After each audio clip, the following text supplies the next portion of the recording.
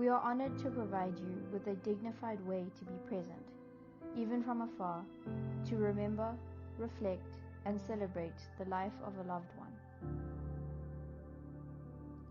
As we prepare to begin the stream, we ask you to take a moment to create a peaceful and respectful environment around you.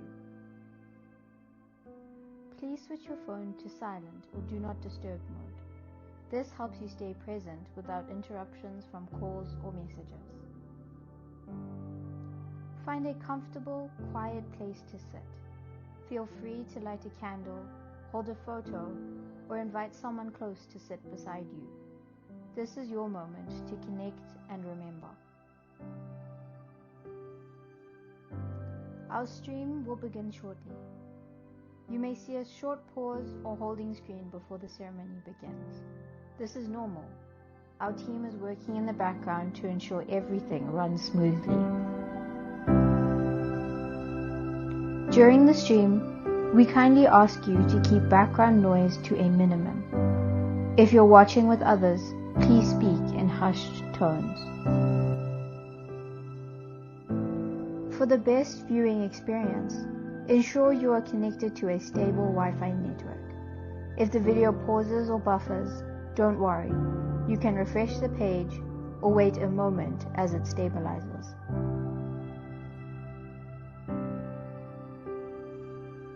This service is not just about technology. It is about presence, memory, and love. Whether you're in the next room or another country, your presence here matters. Thank you for trusting Muzukuru Funeral Streaming. We are with you to honor, remember, and connect. Welcome to Muzukuru Funeral Streaming. We are honored to provide you with a dignified way to be present, even from afar, to remember, reflect, and celebrate the life of a loved one. As we prepare to begin the stream, we ask you to take a moment to create a peaceful and respectful environment around you. Please switch your phone to silent or do not disturb mode. This helps you stay present without interruptions from calls or messages.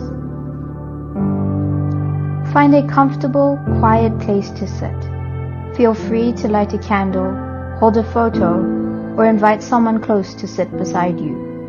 This is your moment to connect and remember. Our stream will begin shortly.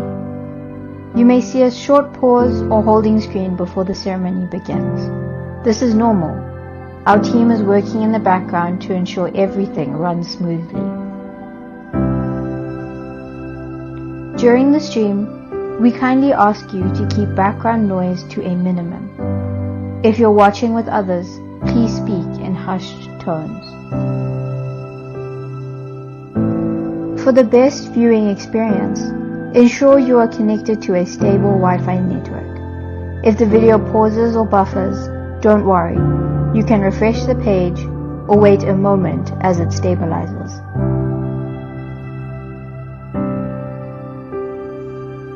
This service is not just about technology. It is about presence, memory, and love. Whether you're in the next room or another country, your presence here matters. Thank you for trusting Muzukuru Funeral Streaming. We are with you to honor, remember, and connect. Welcome to Muzukuru Funeral Streaming. We are honored to provide you with a dignified way to be present, even from afar, to remember, reflect, and celebrate the life of a loved one. As we prepare to begin the stream, we ask you to take a moment to create a peaceful and respectful environment around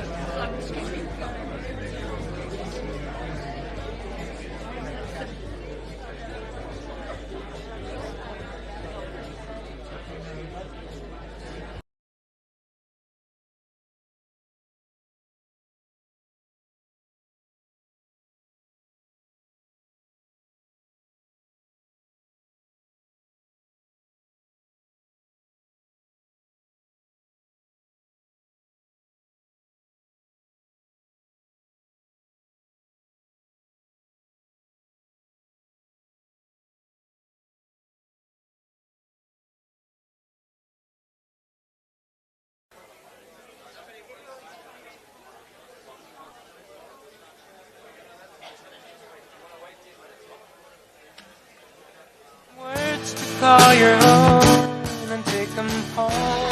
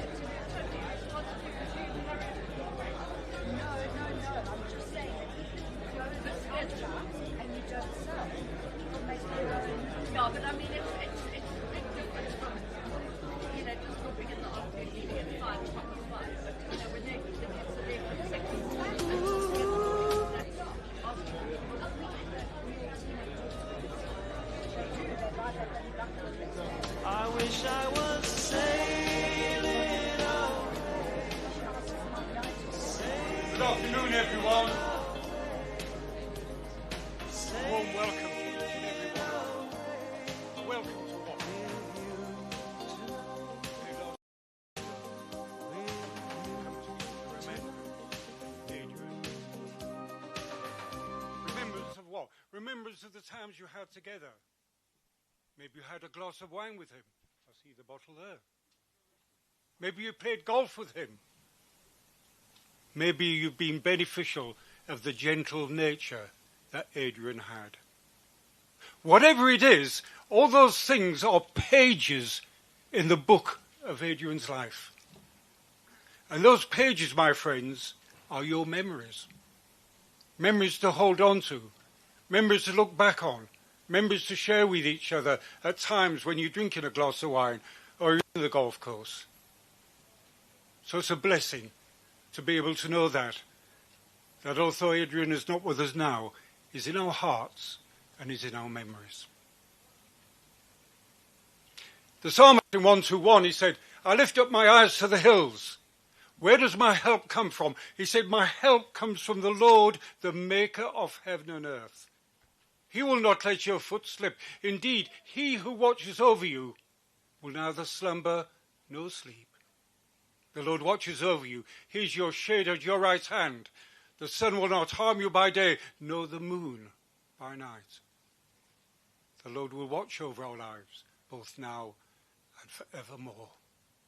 Shall we pray together? Heavenly Father, yes, we are saddened at being parted with from those we love. And yes, Lord, we question in our hearts, why must these things happen? But we know that you understand our tears. For the tomb of Lazarus, your friend, you wept. And we know that you understand our questions. For the Garden of Gethsemane, on that fateful night, you cried out aloud to the Father, and you said, why? So as we hear your words to us, we would ask that your Spirit would speak to our spirits, so that we can become sure that wherever you are, we can be there also. And we pray these things in Jesus' name. Amen. Ryan, will you come and join me?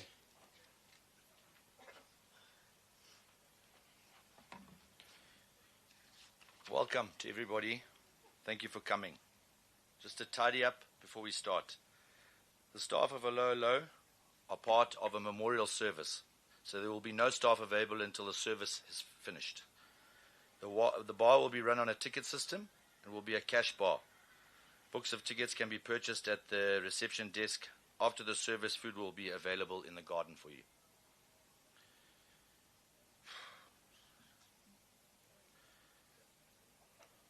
Response to Adrian's passing has been enormous, and the love and generosity has been amazing. Special mention, our butcher, the Fallons, Stu Sylvester, specialist hire, the Bungas for the live streaming, Gita Ranchard, Spice Lounge, Cheryl Finch, the Plot Cafe, Christelle, our personal person who's helped us through this, Alo Alo staff for running the restaurant while Mom has been not available. Our manager, Carry On, for everything he does for us. Thank you to you all and for your support and love for ORFS. It means so much. A life well lived. I'd like to introduce Mr. Vic Brown to say a few words. You go, Papa.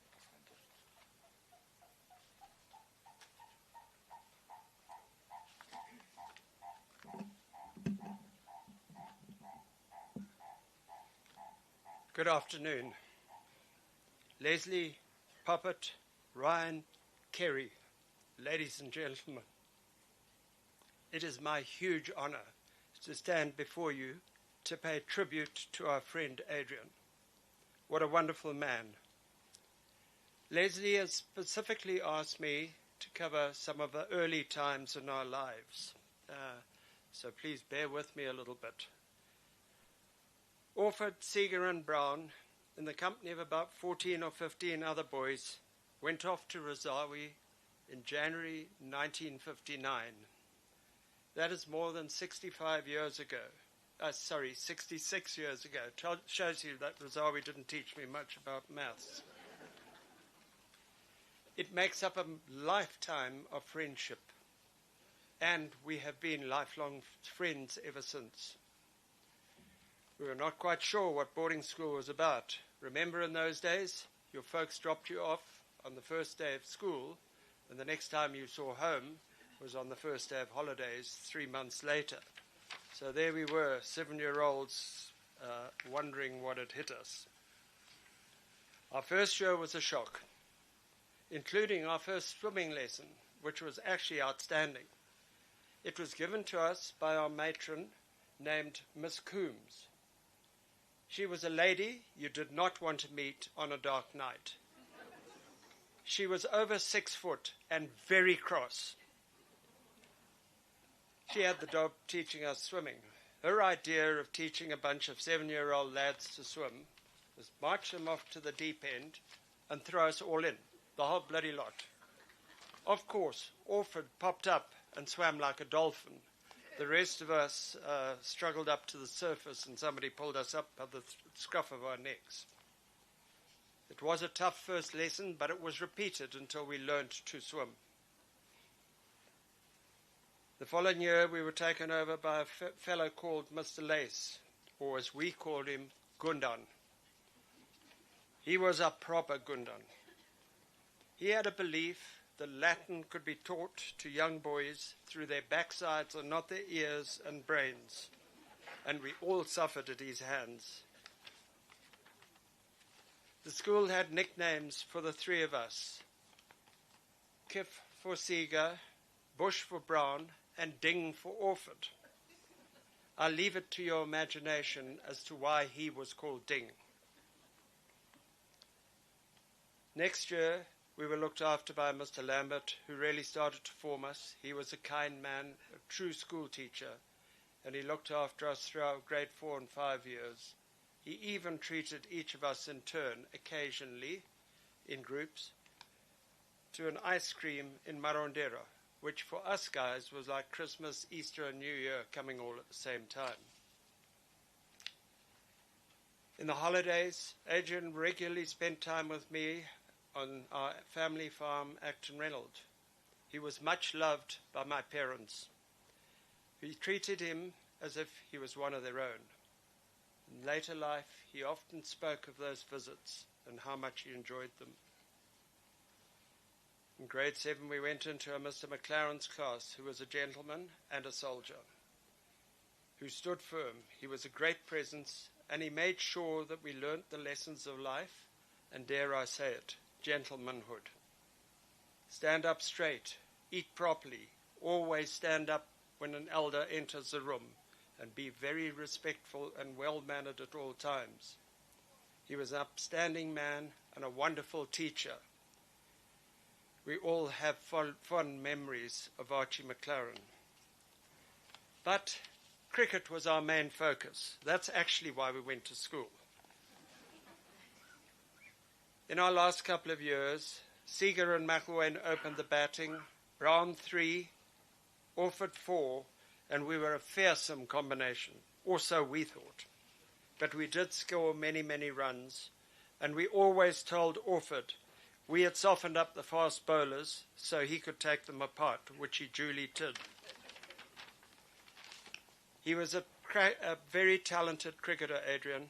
He could bowl like the wind and really put the fear of God up most young batsmen. Our forming at Rosawi was incredible. It made us all the men we became. Adrian was a sportsman par excellence. He was by far the fastest runner at school and won the Victor Lodorum for athletics and swimming every year. He played cricket quite beautifully. He was a great bowler, fantastic batsman, and a lovely fielder. Moreover, he was the best rugby player, of course. And I'm sure, although I don't remember this, that he was the best footballer. All the teams were formed around Orford. Adrian was our man, and we played, and we helped him to win matches. Now we have to, unfortunately, mention academics. Every time there was a mark order, there was something strange happened. Orford and I featured in probably the lower bottom third.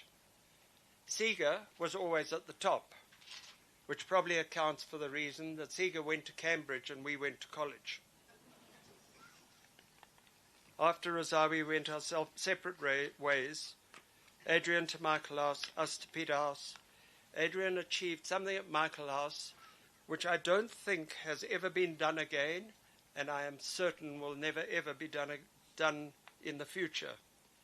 In his 5 years at Michaelhouse, he played first team cricket 4 years. So he was an absolutely outstanding talent. After that, we went our separate ways a little bit. I remained in Africa. Orford went out into the world. There was an unfortunate thing in this because he became part owner of a wine bar in London at one stage. This was a bit of a problem because by then I joined the tobacco industry. And every time I went through to London, we had to do a night at Orford's wine bar. He would close the doors at, I think closing time in those days was about 11 o'clock. And the pair of us, in the company of a couple of others, would set about making huge hangovers and an incredible hole in his red wine stocks. When Adrian came back to Zimbabwe, he was probably the most eligible bachelor around. Long hair, flowing locks, beautifully built, 6'3" tall, and I think he turned a lot of heads. But I noticed it didn't take very long for one Leslie to find him, or indeed him to find her. The rest is history, as you know. They married and formed this most wonderful partnership and saw the creation of Alo Alo, so loved by all of us Zimbabweans and an absolute institution in Harare. He is also a loving and supportive stepfather to Caroline, Ryan, and father-in-law to Kerry. Adrian's return to Zimbabwe really saw us become close friends again, and 4 of us lads from our cricket team played golf together. Adrian, Kiff, Roy McElwain, and myself. We formed a 4-ball, and we played as often as possible, and it was incredible to think that was 50 years after we'd left our junior school. The other sport that Orf excelled at, of course, was golf. He was a wonderful golfer, but I'm sure other speakers will cover this aspect.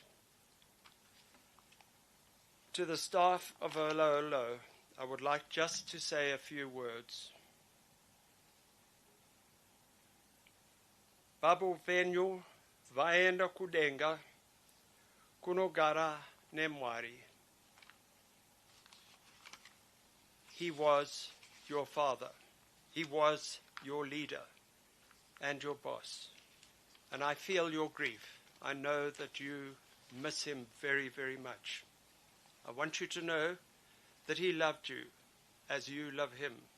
He was a wonderful boss to you all, and looked after you as best as he could at all times.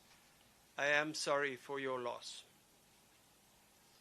In summarizing, Orford was a top human being, a wonderful man, a great friend, a true sportsman, and an absolute gentleman with impeccable manners. I heard an incredible description, or a wonderful description of Orford a few days ago. It was, Adrian was crusty and hard on the outside and softer than a marshmallow on the inside. I think that sums him up. He was an animal lover, wine connoisseur and lover, by the way, true friend for all, a beloved husband, and a wonderful stepfather. Orf, now I need to address you. You actually played a hell of an innings. You made 73. You started pretty slowly, but once you got in, you increased the pace through your 20s, 30s, and 40s, and you were probably at your plum when you achieved your 50, your half century. Well done, mate. You went well through the 50s and 60s, probably slowing down a little in the latter part of the 60s. But I'm afraid you got a bit bogged down in the 70s. You made 73, but your team really would have loved you to make the century. But one thing off, that hairstyle, that was dodgy, my friend.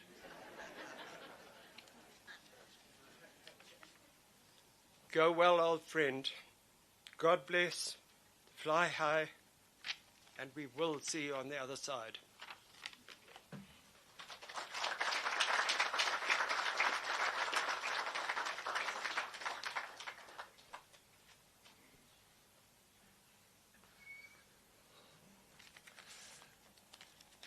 This is going to be a trick. I've got to read my own handwriting here. Well, good afternoon, everybody. Thank you very much for coming. On behalf of Les and the family, thanks very much indeed. And it's a terrible time that we find ourselves in. It's now been 10 days since our beloved Adrian died.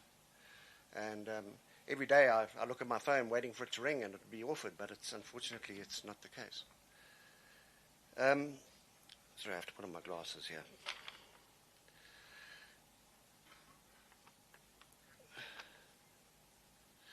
Orford was known by many names.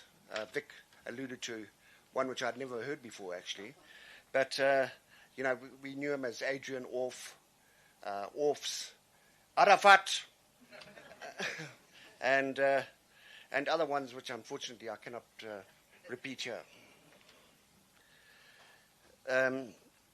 The last time, in fact, I was speaking about Orford was nearly 23 years ago at the occasion of Les and Adrian's wedding.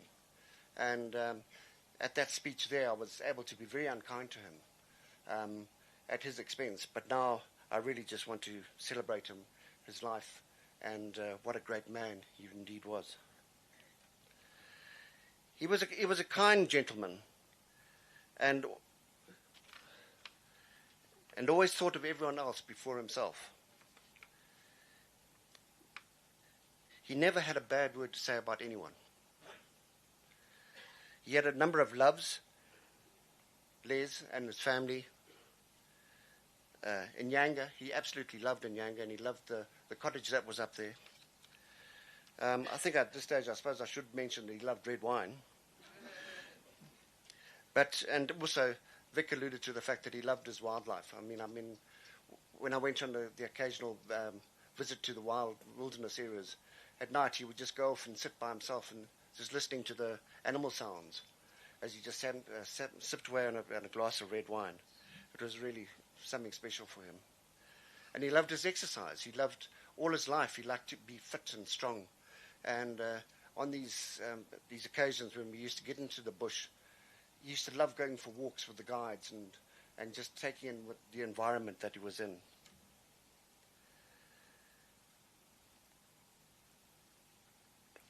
Orff went on to build a very, very successful and renowned restaurant at Lower Low. And he worked very, very hard, together with Les, to ensure its success. Sadly, along with many other restaurants, the sheer number of new establishments has made the industry very, very difficult to survive. And we pray that a Lower Low will continue to prevail. And I think it's just worth mentioning that before a Lower Low, Les and Adrian took over the managership of Country Club. And through their efforts, and no one else's, they built that club into something which was very special at the time. Every day, every Friday there was a golf day. The Wednesday club was always oversubscribed, and it's largely due to their efforts that the club was such a success. So we will miss him terribly, and our Monday lunches will never be the same. Where we used to sit down and share a bottle of red and talk SH1T to each other. And Orford, we're going to miss you a hell of a lot. And just in conclusion, I'd like to read some messages that were sent to me by our good friends, Mike Wedlock, Sean O'Fee, which I'd like to read out now, if I can just get this thing to work. Bugger it.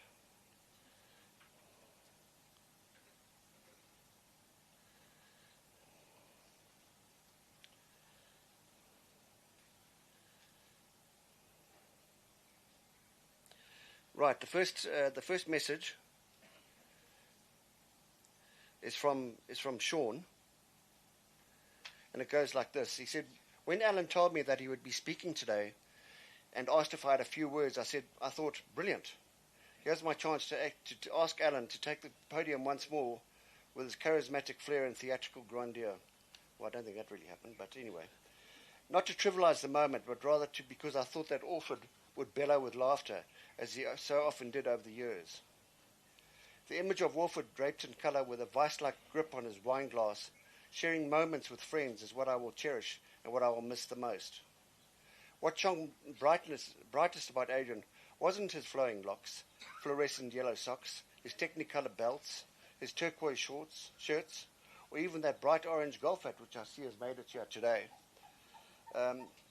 It was his smile, his kind, smiling eyes when chatting among friends, and of course the occasional well-placed grunt of profanity. Liz, Ryan, Kerry, Caroline, and the Orford family, the pain and shock of Adrian's passing has been felt across the world. All our worlds were a brighter, better place with Adrian in it. My sincere and deepest sympathies and love to you all. Shlante, my friend, it's been one hell of a round of golf. Well played. And the next message is from Mike Wedlock. Adrian, a gentleman amongst men, what I would like to be doing right now is having a glass of rouge with you, the rest of the bottle in front of us, and listening to Paul Weller on vinyl. Vambashakanaka Shamari Yangu. My heartfelt condolences to Les and family. And finally, there was also a message from Keith Walker, you may remember as the president of Country Club, in the time when Les and Adrian were there. And it goes like this. Listen very carefully. I will say this only once. Adrian, one of the Orford family that did so much for the Commonwealth Country Club to make it a special club for special people, and was the Allo of the fabulous Allo gourmet restaurant. Sincere condolences to Leslie and family. A legend no longer with us, but fondly remembered. Rest in peace, Keith. Thanks very much, ladies and gentlemen.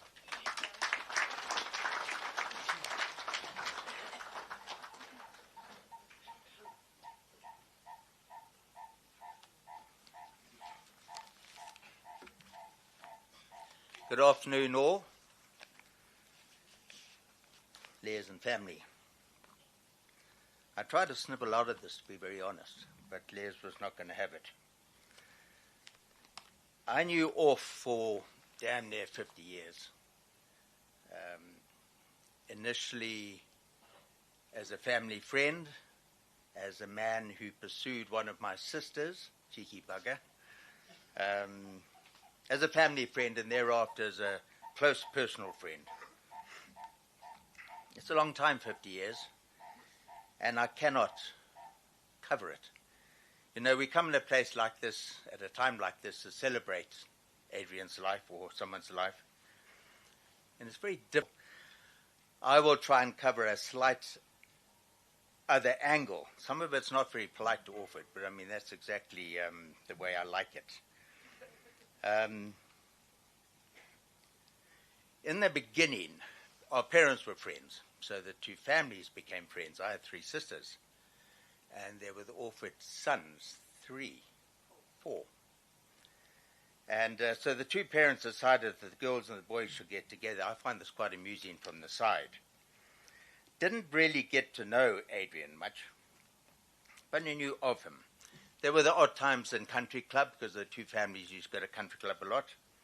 And then when I really got to know him, I'll tell you this brief story about Mozambique. We were down on a trade delegation with a whole lot of Zimbabweans in Maputo.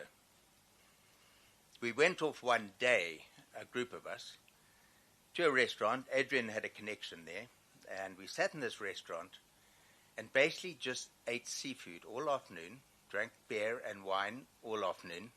The tide pretty much came in and went out. Adrian had given instructions that beer must be bought every 30 minutes and wine, and occasionally snacks. It was a wonderful afternoon. I looked at this new friend to be Adrian Orford, and I quite liked the way he went about his life. We went that night off to his connection's house.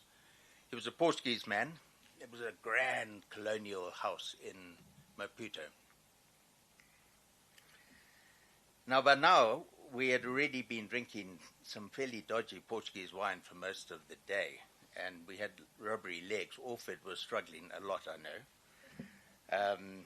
We went into this grand house, and we were standing, Orford and myself, together, and we heard a noise on this,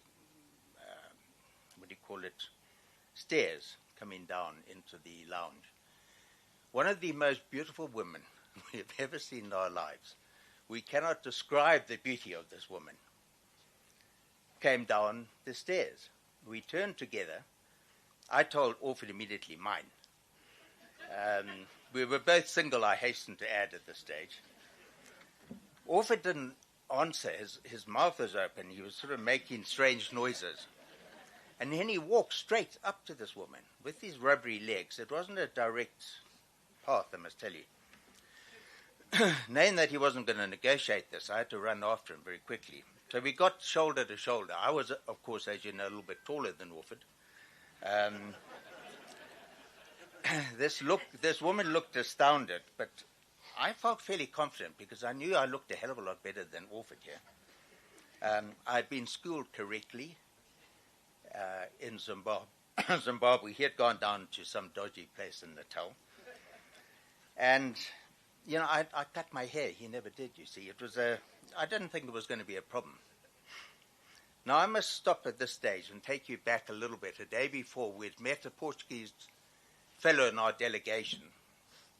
I had noticed a lot of TAP air hostesses hanging around the swimming pool at the Polana Hotel. Now, I thought maybe I might get to chat them one day. So I asked this Portuguese fellow, how would I address such a woman correctly? So he told me, and he got me to repeat it several times to him. Now I'll just go back forward to standing next door to Orford in front of this vision. He hadn't changed much. He was making gurgly sounds and, you know, leering and so on. And I thought, but she was looking at him in she liked him, I think. So I thought I'd play my card. Normally I just say I went to school here, but I used my Portuguese speech. So what it was boa noite, senhora, which is good evening, madam. Como está? How are you? The rest of it I was to find later. I ordered 6 beers and a plate of chips. It was round about there I lost this girl somehow. And Orford had put on this teddy bear look. You know how he used to do it? It was disgusting to watch, but he put on this look. And this woman was looking into his eyes. I thought, I can't really believe this. So I leant closer to her to sniff and see if there's any alcohol. She might have drunk a bit. No. I looked into her eyes for a bit of that blue tinge that might come out of people that have eye deficiencies. No, she seemed to be fine. And so I realized I'd lost, and I left Orford, and I retreated to the bar where I found some more Portuguese wine of a better quality than Orford had been ordering all afternoon, and drank that. While I was pouring a glass, I sensed rather than saw him come next door to me and stand. So I said, would you like a glass? He said, no, I think we better go. So I said, no, have a glass. He said, no, let's go. Well, it turned out the woman was married and was his connection's wife. So things went badly there. Orfs and I, in the various evenings at Country Club, had a few drinks. The friendship grew. But on a more serious note, I've got to tell you, and I've got to speak to Orf, I can't quite come to terms with this. One having to stand here to honor your life and your memory, Orf. I've been filled with incredible sadness, as I think many have here, since that awful Wednesday. We knew you were ill, friend. Thought it was a mere side effect from your treatment for the cancer. We were still celebrating your remission, really. I was dying to have a drink with Orford, which I'll come to in a minute. We were not prepared for that terrible Wednesday. No one was. Not even you, my mate. We're also sorry for the worst curved ball that's ever been bowled at you in your life.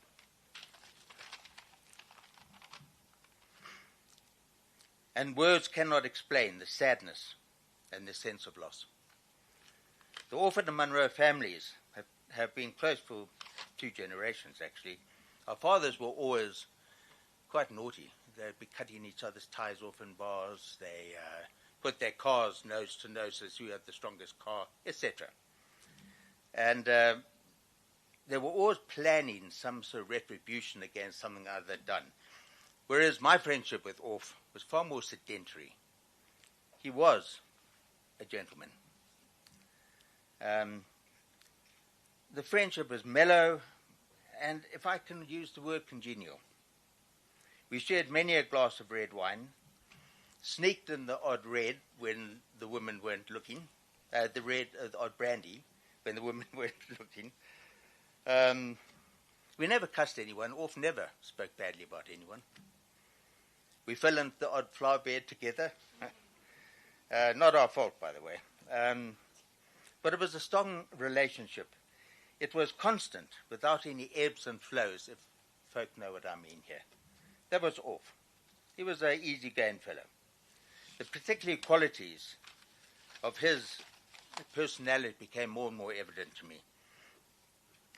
He did like his red wine. Boy, did he like his red wine. Now, he had a very bad habit as well of drinking my red wine. In my house, I have a shelf with 3 shelves. The bottom shelf is the good stuff. You know, the stuff you hide for very important occasions. Then you had the pleasant stuff. Then you had the it'll-do stuff at the top.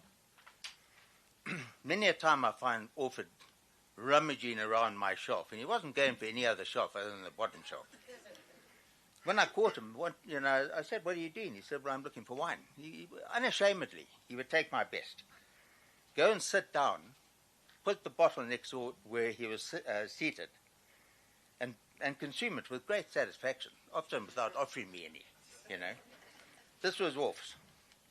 I told him that one day I was going to raid his house and drink his red. And he just smiled at me and said, "Well, good luck with that." Anyway, Orf, I will always remember our special chill times together. An uncomplicated yet special friendship. You were a gentleman, a thoroughly good human being,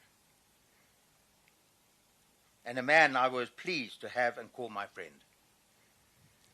You will be greatly missed, Bud. I never knew the importance of friendship, his friendship, until it wasn't there. As Clarkey says, we're expecting him to say something. Your empty bar stool, Orf, where he used to sit by our window, by our bar, will leave a hole in our lives. The growl of their signature Merc coming up the driveway will be missed. Travel safe, Orf. We will meet again. To the family. Les, Julian, John, Charles, Corinne, David, Ryan, Kerry, Poppet. All our collective thoughts. Heal. Remember him well.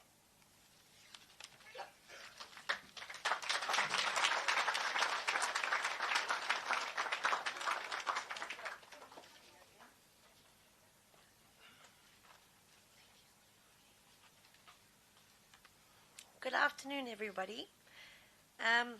Kerry and I was 2 special girls, although he didn't have an option on that one. We would both like to thank you, Orfs, for being such a father figure in our lives. With your gentle guidance, we overcome many issues in our lives. You helped us always to maintain our lovely family environment. We will miss our special Tuesday night dinners, sitting across from you watching that red wine smile grow, which eventually 9 times out of 10 led us to tying up your hair in as many different hippie hairstyles as we could. There will be a hole in our hearts forever, Orfs, until we meet again, our gentle giant. Fly high. Thank you.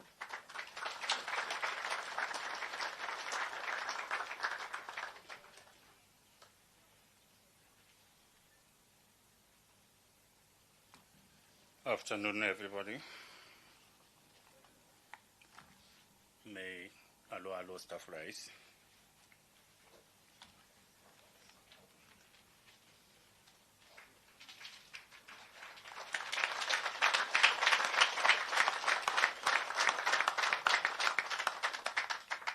A moment of silence to honor our father.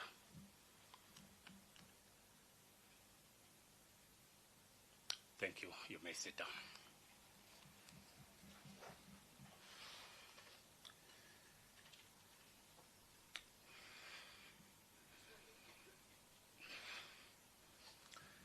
Right. It is with a heavy heart that we gather here to say goodbye. It is difficult to come to terms with his passing. We are all grateful for the time we were able to spend with him and the memories we have. As many of us may know, Mr. Offord was a kind and generous man who always put others before himself. He showed his generosity, especially to the staff during the COVID time. You know how it was tough. Nobody was allowed to move. But Mr. Offord sacrificed to pay the staff full salaries, plus hamper on top. I thank you. Mr. Offord was always the first to offer a helping hand before anybody.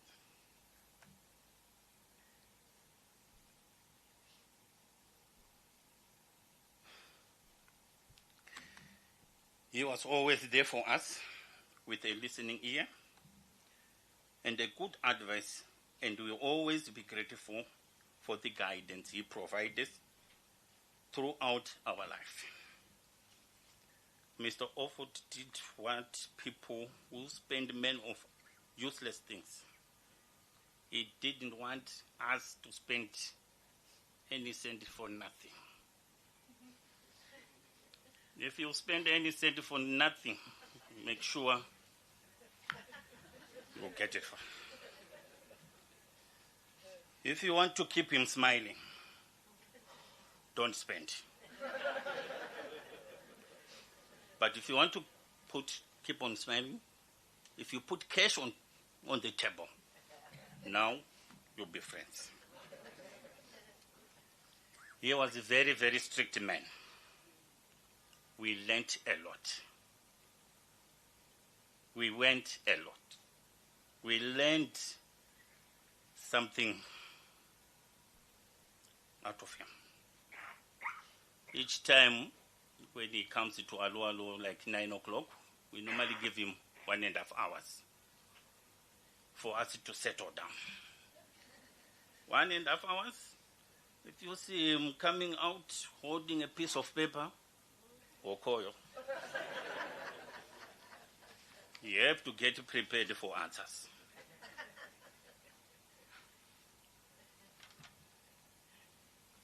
His generosity, kindness, and sense of humor will be greatly missed, but the memories we will have of him will always be smiles and ourselves. That's all for being here today to pay your respect and celebrate the life of my boss, Mr. Offord. He will always be remembered and deeply missed. I thank you.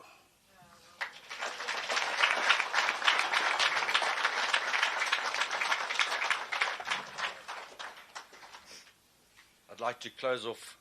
I've got 2 messages, one from my mom's brother and his wife in South Africa. Adrian, of all the many blessings, however great and small, we were privileged to have had you in our family circle. The family chain is broken now, and nothing seems the same. But as God takes us one by one, the chain will link again. May you rest in peace. Adrian, you will forever be missed. Thank you, Lord, for giving us the time with Adrian, and may you keep us all close and safe till we meet again. Love, Matt, Erica, Sarah Lee, DJ, Bradley, Udo, Craig, Angelica, and Aidan. The second message is from Adrian's brother, Julian, South Africa.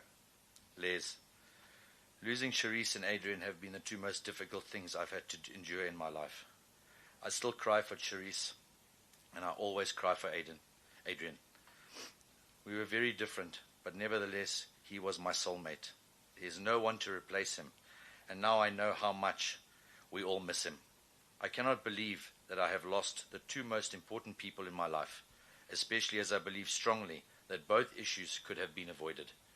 Mom always used to say to me, "Look after yourself." I thought it was just a term or phrase, but it wasn't. Doing stupid things like getting sunburnt in my case or getting extremely drunk, possibly in Adrian's case, was what Mom had referred to. Goodbye to you, my trusted friend. We've known each other since we were born. Together we climbed hills and trees, learned of love and ABCs, skinned our hearts, skinned our knees. Goodbye, my friend. It's hard to die when all the birds are singing in the sky and the spring is in the air. Think of me and I'll be there. Just like to, before I hand back to the priest, just let you know, Muzukuru in the back corner there. After the service, I'm inviting you to write a note or a message to Adrian. I think they're going to put that into this video. So if you would like to do that afterwards, please make your way there and do it.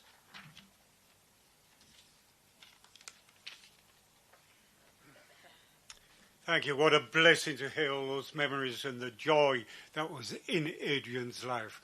What a blessing it is. Could I please ask you all to stand for the committal? Blessed are the dead who die in the Lord from now on. Yes, says the Spirit, they will rest from their labours, for their deeds have followed them. And we commit the remains to the elements, earth to earth, ashes to ashes, dust to dust, having a whole trust and confidence in the mercy of our Heavenly Father and in His Son, Jesus Christ, who died, was buried, and yet rose again. Jesus said, "Behold, do not be afraid. I am alive, and I am with you." And now may the blessed promise of God committed on each and every one of you. May you be blessed in His name, in Jesus' name. Amen. Thank you all. Brian, just nice and want to swing his golf club very good. Nice and good, nice and. In the islands where I grew up, nothing seems the same. It's just the patterns that remain, an empty shell. But there's a strangeness in the air, you feel too well.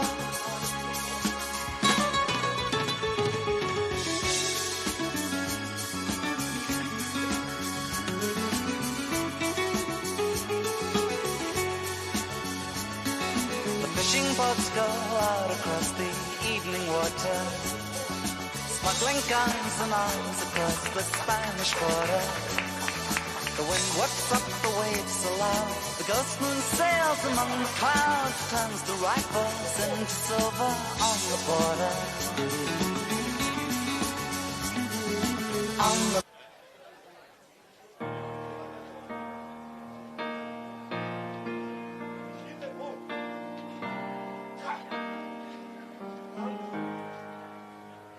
I don't know why God always takes the good ones first.